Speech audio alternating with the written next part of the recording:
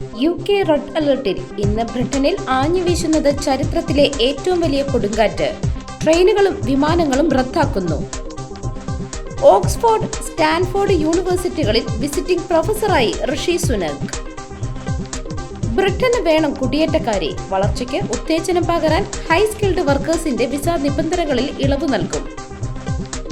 അമേരിക്കയിൽ 500-ലേറെ അനധികൃത കുടിയേറ്റക്കാർ അറസ്റ്റിൽ. നൂറുകണക്കിന് പേരെ സൈനിക വിമാനങ്ങളിൽ നാടുകടത്തി. ജോലിയും വേണ്ട, കൂലിയും വേണ്ട, ജീവിച്ചു പോയാൽ മതി. US-ൽ പാർട്ട് ടൈം ജോലി ഉപേക്ഷിച്ച് ഇന്ത്യൻ വിദ്യാർത്ഥികൾ.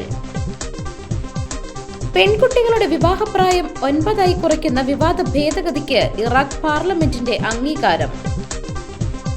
വഖഫ് ഭേദഗതി ബിൽ പാർലമെന്ററി സമിതിയിലെ പ്രതിപക്ഷ അംഗങ്ങളെ കൂട്ടത്തോടെ സസ്പെൻഡ് ചെയ്തു. ഉച്ചഭാഷിണി ഒരു മതത്തിന്റെയും അവിഭാജ്യ ഘടകമല്ല. ശബ്ദ മലിനീകരണത്തിനെതിരെ നടപടിയെടുക്കണമെന്ന് ബോംബെ ഹൈക്കോടതി.